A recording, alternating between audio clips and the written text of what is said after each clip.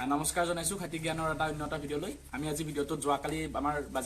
বাজেটখন যিখন উত্থাপন হ'ল সেইখনৰ বিষয়ে আলোচনা কৰিবলৈ ওলাইছো যোৱাকালি উত্থাপন হোৱা বাজেটখন আছিল আমাৰ অসম চৰকাৰৰ অন্তিমখন বাজেট ইয়াত আমি পথাৰৰ পৰা মহাকাশলৈ বিভিন্ন টকা বিনিয়োগ কৰা দেখা পালো বিভিন্ন ঠাইত বিভিন্ন ধৰণৰ টকাৰে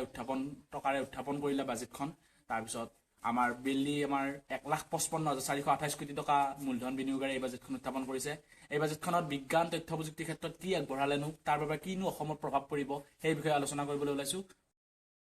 তো মেইনলি আমাৰ যোৱাকালি বাজেটখনৰ 1,55,428 কোটি টকাৰ ভিতৰত আমাৰ 2,471 কোটি টকা আমাৰ ইণ্ডাষ্ট্ৰীত উদ্যোগ ক্ষেত্ৰত বিনিয়োগ কৰিব তাৰপিছত 2,542 কোটি টকা চিকিৎসা ক্ষেত্ৰত বিনিয়োগ কৰিব আৰু সৰ্বমুঠ 15%তকৈও অধিক আমাৰ বিজ্ঞান আৰু তথ্য প্ৰযুক্তিৰ ক্ষেত্ৰত বিনিয়োগ কৰিব বুলি কোৱা হৈছে তো মেইনলি আমাৰ বিজ্ঞান প্ৰযুক্তিৰ ক্ষেত্ৰত নাম্বাৰ 1টো হ'ল আমাৰ অসমৰ এটা নিজা স্যাটেলাইট থাকিব বনাম বুলি কৈছে যিটো নাম দিছে এছাম ছেট যিটো নেকি অসমৰ বাবে এটা বহুত ভাল খবৰ কাৰণ ভাৰতৰ ৰাজ্যসমূহৰ ভিতৰত অসমে প্ৰথম হ'ব যি নেকি নিজা এটা স্যাটেলাইট থাকিব এছাম ছেট এই স্যাটেলাইটটো কিন্তু আমাৰ যে স্যাটেলাইটৰ মেইন কামটো হ'ল কি আমাৰ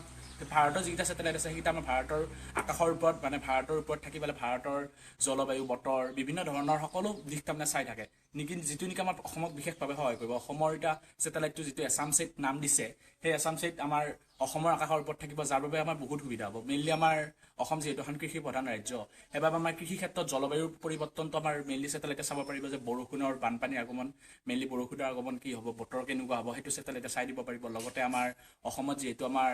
ইমিগ্ৰেশ্যন হৈয়ে থাকে বহিঃপ্ৰব্ৰজন বা অন্তঃপ্ৰব্ৰজন বা মেইনলি আমাৰ বাংলাদেশৰ পৰা যিবোৰ প্ৰব্ৰজন হৈ আহিছে সেইটো চাব পাৰিব যে কিমান আহিছে কি হৈছে আমাৰ স্যাটেলাইটে এইটো কাম কৰিব যিটো নেকি আমাৰ অসমে এটা তাৰমানে বহুত এটা ডাঙৰ পদক্ষেপ লৈছে এই এছাম ছেট অসমৰ এটা নিজা উপগ্ৰহ থাকিব তাৰ বাবে অসম চৰকাৰক আমি প্ৰথমতে ধন্যবাদ দিবই লাগিব এইটো মানিবই লাগিব কাৰণ আমাৰ বিজ্ঞানৰ ক্ষেত্ৰত যে অসমখনক ইমান আগুৱাই নিছে এইটো আমাৰ ইছৰোৰ লগত সহযোগত কৰিব ইছৰোৰ কাৰণ ইছৰো হ'ল আমাৰ ভাৰতৰ মেইন আৰু বিশ্বৰ মেইনে হৈ গৈছে বৰ্তমান সময়ত এই ইছৰোৰ সহযোগত আমাৰ অসমে এটা উপগ্ৰহ বনাব এইটো আমাৰ বাবে বহুত এটা ভাল খবৰ বিজ্ঞানৰ ক্ষেত্ৰত আগুৱাই নিবৰ বাবে আমাৰ চৰকাৰে যিটো পদক্ষেপ লৈছে তাৰ বাবে আমি প্ৰথমতে আমি বিজ্ঞান মন্ত্ৰী যিটো আমাৰ বিজ্ঞান আৰু তথ্য প্ৰযুক্তি মন্ত্ৰী কেশৱ মহন্ত ডাঙৰীয়া আমি ধন্যবাদ দিবই লাগিব তাৰপিছত আমাৰ নেক্সট অসমে আগবঢ়াব প্ৰটন কেঞ্চাৰ থেৰাপি এইটো হ'ব আমাৰ এটা অসমৰ বাবে এইটো এটা বহুত ডাঙৰ কথা কিয়নো এইটো হ'ব ইণ্ডিয়াৰ দ্বিতীয়টো গভৰ্ণমেণ্টৰ আণ্ডাৰত থকা প্ৰটন চেণ্টাৰ থেৰাপি হ'ব আমাৰ অসমত হৈ গৈছে অৰ্থাৎ কেঞ্চাৰৰ থেৰাপি কৰিবলৈ আমি ৰেডিঅ'এক্টিভ বা ৰেডিঅ'ৰে জানে আৰু বহুতে প্ৰটন থেৰাপি কি এই প্ৰটন থেৰাপি আমাৰ অসমত হ'বলৈ গৈছে এইটো আমাৰ অসমৰ বাবে বহুত ডাঙৰ এটা কথা দ্বিতীয় নম্বৰ কথাটো হ'ল AI আৰ্টিফিচিয়েল ইণ্টেলিজেঞ্চ এই AI দুনিয়াত আমি বৰ্তমান বাস কৰি আছো AI বৰ্তমান তথা ভৱিষ্যত প্ৰজন্মক AI কি কৰিব হাতৰ মুঠিত ৰাখিবলৈ গৈ আছে গতিকে AI ক্ষেত্ৰত আগবাঢ়ি যাবলৈ আমাৰ অসম চৰকাৰে কি কৈছে AI এণ্টি ডিফেক্ট চাইবাৰ কেন্দ্ৰ এটা অসমত স্থাপন কৰিব অৰ্থাৎ AI জৰিয়তে যিবিলাক আমাৰ বেয়াখিনি হৈ আছে AI জৰিয়তে অৰ্থাৎ AI জৰিয়তে আমি দেখি আছো যে বিভিন্ন ধৰণৰ অশ্লীল ভিডিঅ' বা বিভিন্ন ধৰণৰ কাৰোবাৰ কিবা ভিডিঅ' বনাই পেলাই আমাৰ ব্লেকমেইলিং কৰিব ধৰিছে কিবা কিবি কৰিব ধৰিছে এই AI নিয়ন্ত্ৰণ আনিবৰ বাবে AI এণ্টি চাইবাৰ কেন্দ্ৰ অসমত হ'ব আৰ্টিফিচিয়েল ইণ্টেলিজেঞ্চ কোডিঙৰ ক্ষেত্ৰত অসমক আগবঢ়াই নিব তাৰ বাবে এটা বহুত ডাঙৰ কথা অসমৰ যিখন অন্তিমখন বাজেট অসম চৰকাৰৰ সেইখন বাজেটত বিজ্ঞান প্ৰযুক্তিৰ ক্ষেত্ৰত বিভিন্ন ধৰণৰ প্ৰস্তুতি হাতত লৈছে আগন্তুক দিনৰ কাম কাজ কৰিবৰ বাবে বিভিন্ন টকাও বিনিয়োগ কৰিব তেওঁলোকে বিভিন্ন ধৰণৰ আঁচনিও গ্ৰহণ কৰিছে বিশেষকৈ কৃষি ক্ষেত্ৰত এগ্ৰিকালচাৰ ডিপাৰ্টমেণ্টটো আগবঢ়াই নিবৰ বাবে বহুতো কামৰ ব্যৱস্থা হাতত লৈছে কৃষি বিশ্ববিদ্যালয় হ'ব ক'ৰবাত পশু বিশ্ববিদ্যালয় পাতিছে চিকিৎসালয় মহাবিদ্যালয় 3খন হ'ব আমাৰ দৰং ডিষ্ট্ৰিক্টতো এখন হ'ব চিকিৎসালয় মহাবিদ্যালয় যাৰ চিকিৎসালয় বাবে তাৰ বাবে চিকিৎসা ক্ষেত্ৰ বিজ্ঞান ক্ষেত্ৰ উদ্যোগ ক্ষেত্ৰ এইবোৰ বহুত আগবঢ়াই নিছে যোৱা কেইদিনমান আগতে হৈ যোৱা এডভান্টেজ আছাম সেইটো সফল কৰিব তুলিবৰ বাবে বাজেটত বহুত টকা বিনিয়োগ কৰিছে যিটো নেকি সফল হওক যিয়ে নেকি আমাৰ অসমক বহুত ক্ষেত্ৰত আগবঢ়াই নিব অসমৰ নিবনুৱা সমস্যা দূৰ কৰিব বা বিভিন্ন ক্ষেত্ৰত অসমক ৰাষ্ট্ৰৰ লগত ফেৰ মৰা কৰিব এখন ৰাজ্যক তাৰপিছত লগতে আমাৰ ইয়াৰ পিছত আমাৰ মেইনলি হ'ল আমাৰ OTT প্লেটফৰ্মটো আমাৰ অসমৰ নিজা হ'ব বুলি কৈছে অৰ্থাৎ আমি দেখিছোঁ যে বাহিৰৰ ৰাজ্যসমূহৰ যিবিলাক চিনেমা বা যিবিলাক শ্বৰ্ট ফিল্ম আমাৰ ৰিলিজ হয় সেইবোৰে এটা ডাঙৰ টকা ইনকাম কৰিবলৈ সক্ষম হয় এক নম্বৰ কথাটো হ'ল OTT প্লেটফৰ্ম হলত ৰিলিজ দিয়াৰ উপৰিও আমাৰ OTT প্লেটফৰ্ম আছে যে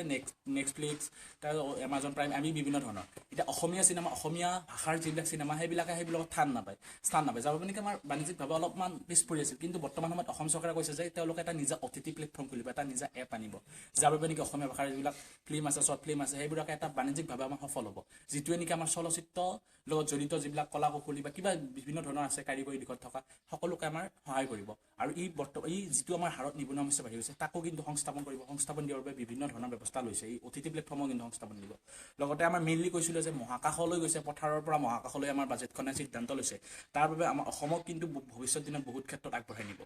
ভিডিঅ'টো আৰম্ভণিতে যে এই ভিডিঅ'টো তথ্য প্ৰযুক্তিৰ ক্ষেত্ৰত কি ক'লে সেইটোৱে আলোচনা কৰিম। তো তথ্য প্ৰযুক্তিৰ ক্ষেত্ৰত এইখিনিয়ে নহয় আৰু বহুত আছে আমাৰ অজ্ঞাতত, কাৰণ গোটেইখিনি তথ্যটো আৰু ল'বলৈ পৰাটো সক্ষমো নহয় বা সময়ো নাই।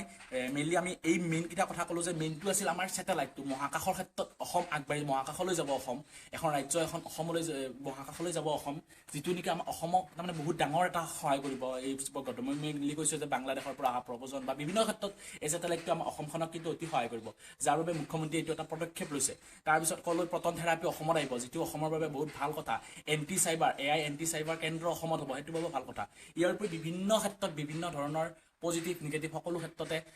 আমাৰ বাজেটখনত সকলো টকা বিনিয়োগ কৰা হৈছে। সেইখিনি কথা আমি এইটো ভিডিঅ' আলোচনা কৰা নাই। তথ্য প্ৰযুক্তিৰ ক্ষেত্ৰত মেইন যিকেইটা আছিল তাৰমানে প্ৰধান মূলত সেইখিনি কথা আমি আলোচনা কৰিলোঁ ভিডিঅ'টোত। তথ্য প্ৰযুক্তিৰ ক্ষেত্ৰত এই তিনিটাই আহিছে। এই তিনিটা আমাক ৰাইজে জনাটো জনসাধাৰণে জনাটো অতি প্ৰয়োজন, কাৰণ এই তিনিটাই ভৱিষ্যত দৰ্শাব আমাৰ অসমক কেনেদৰে লৈ যাব মেইনলিকে। আৰু ইয়াৰ ক্ষেত্ৰত বিভিন্ন ক্ষেত্ৰত আৰু শিক্ষা দীক্ষাৰ বিভিন্ন ক্ষেত্ৰত বিভিন্ন টকা বিনিয়োগ কৰিছে, সেইখিনি কথা আমি আপোনালোকে নিউজ চেনেলত পাই আহিছে। মেইনলি আছিল এইকেইটাই যে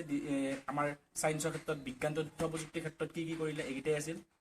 যিটো আমাৰ পটন থেৰাপি হ'বলৈ গৈ আছে, পটন কেঞ্চাৰ থেৰাপি, সেইটো অসম হ'ব দ্বিতীয়খন ৰাজ্যত আমাৰ পটন থেৰাপি থাকিব ভাৰতবৰ্ষৰ ভিতৰত। আৰু প্ৰাইভেটকৈ হয়তো ক'ৰবাত আছে, কিন্তু গভৰ্ণমেণ্টৰ আণ্ডাৰত থকা পটন থেৰাপি অসমেই হ'ব ছেকেণ্ড, যিটো নেকি অতি ভাল কথা। তাৰপিছত এইখন আছিল অসম চৰকাৰৰ আমাৰ অন্তিমখন বাজেটত বিজ্ঞান তথ্য প্ৰযুক্তিৰ ক্ষেত্ৰত ইমান ধুনীয়া এটা সুন্দৰ পদক্ষেপ লোৱাৰ বাবে আমি অসম চৰকাৰক আকৌ এবাৰ ধন্যবাদ দিবই লাগিব। তো এইখিনিয়ে আছিল আমাৰ ভিডিঅ'টোত। তাৰপিছত আমাৰ ভিডিঅ'টো আৰু বিভিন্ন ধৰণৰ ক'লৈ মই আৰু বিভিন্ন ধৰণৰ আমাৰ তথ্য প্ৰযুক্তিৰ ক্ষেত্ৰত লৈছে সৰু সৰু পদক্ষেপ, আৰু কিছুমান বহুতো আছে। যেনে ক'লৈ বিভিন্ন ধৰণৰ